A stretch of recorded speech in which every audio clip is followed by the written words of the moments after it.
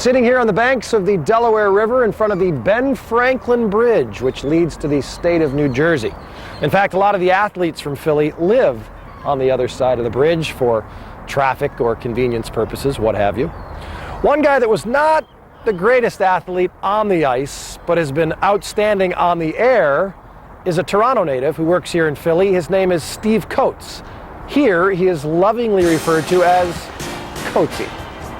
Native Torontoan Steve Coates is now a true blue Philadelphian. His energetic TV exploits have endeared him to the sports community and made him a local icon among the hockey crowd. Lovely, yeah. We got the Tershticken. I'm just being me. Being a former player and having a passion for the game, I think is half the battle. And just bringing what my personality is, if you knew me, I mean, I would have been on Ritalin as a kid. I mean, that's no two ways about that. I was a hyperactive kid. I was always in trouble as a kid. So I guess that probably all put together has helped me do what I do. Hey, you ready? Come on, we're ready to go. What are we doing? Okay. This is Dave Schultz, everybody. What most helps Coatsey do what he does is kinetic energy. He never seems to stop moving, even when he's sitting still. His hands, his eyes, his head, and of course, his mouth. Cheer up, Coatsey, will you? Hi, buddy. You know, I was a typical hockey player, and I can still see it in some players today. Oh, yeah, I could go and do that job, just go in and talk about the game and what's going on in the game.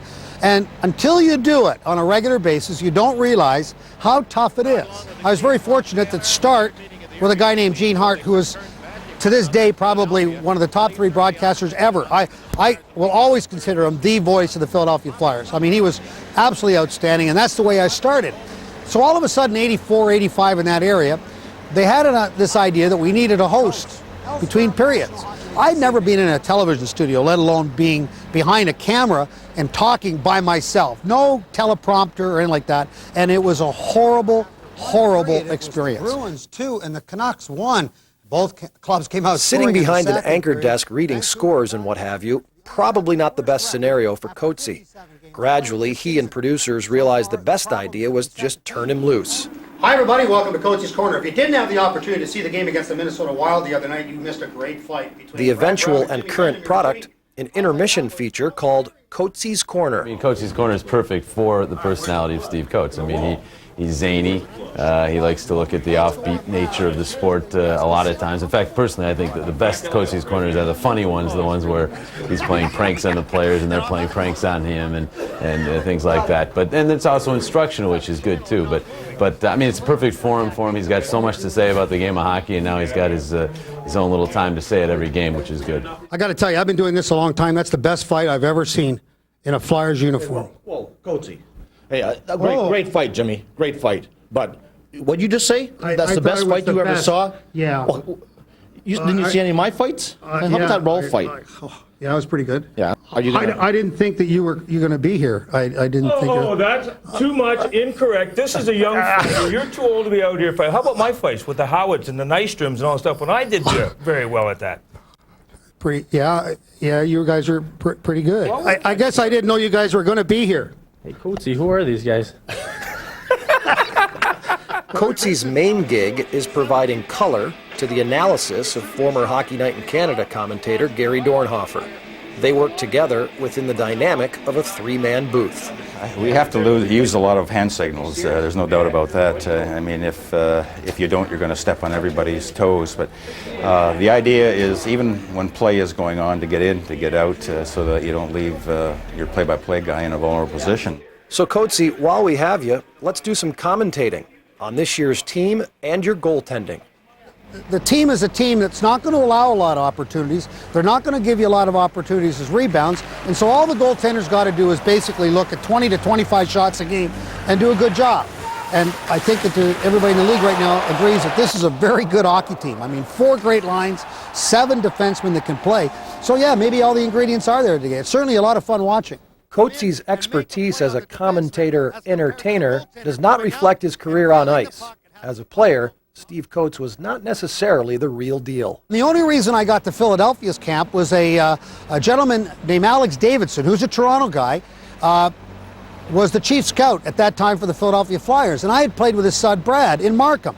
And I came here, And I was lucky enough to have a good training camp. I was sent to Des Moines my first year, and I had a couple of good years. I had a real good year the one year in Richmond, but outside of that, I was just a hard-working guy. As a small guy, I'd fight when I had to, but I was just lucky on a year-to-year basis. After being traded to Detroit in 1977 in a 6-player deal, Coatsey's playing luck ran out.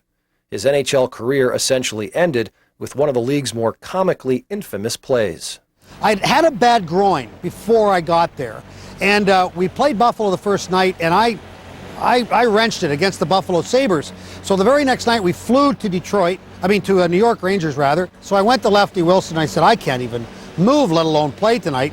I give you this, and I can't believe you're doing this. You just got traded here. So about a week and a half went by, and Larry Wilson came into me and he said, I need you to play. I said, Larry, I'm not ready to play. We were playing the New York Islanders at home.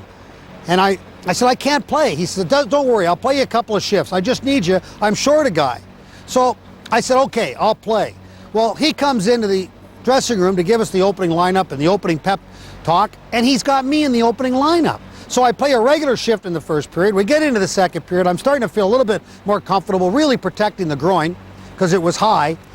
And the puck came back to the point to Burt Marshall. He takes the shot, I block it. So now all of a sudden the puck goes back into the neutral zone. I pursue it, and I have a breakaway. Nobody's even close to me. And I get to the red line, forget about my groin pops right up into my belly. So I get to the far blue line, I can't even move anymore. I fire the puck in the corner and I skate off the ice. And the crowd went from a yay to a boo in the same breath.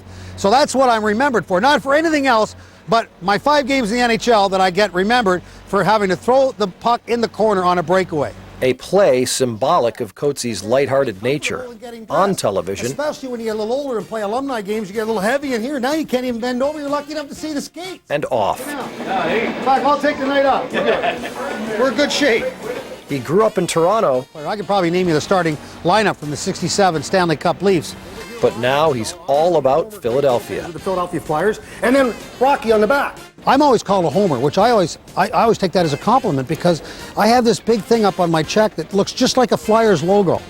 But how can you not be a fan and a homer if you're a Flyers broadcaster? And I always considered myself representing the guy sitting with that beer, watching the game in his recliner at home. And I think that's what this is all about. I mean, we don't want the Flyers to lose. We don't want to say bad things about our hockey team. I mean, everybody's going to have an opinion about our players, but we want to look at it half full, not half empty. And I think that's what Philadelphia fans, they're hard, and they're going to be hard on you. But I'll tell you what, if you win, there ain't nothing like it as far as this town's concerned.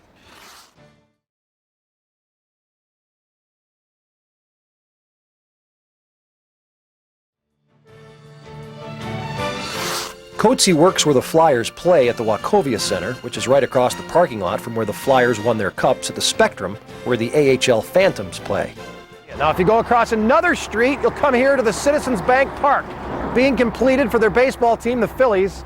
They'll start playing here in the springtime, which is just across the parking lot from the Phillies and the Football Eagles' old home, Veterans Stadium. Tommy, a shot of Veterans Stadium, please, right there. Now, if you go across another street and another parking lot, you come to the Lincoln Financial Field, which is the new home to the Philadelphia Eagles, as I mentioned, the football team. It's this huge, sprawling complex of athletics here in Philadelphia.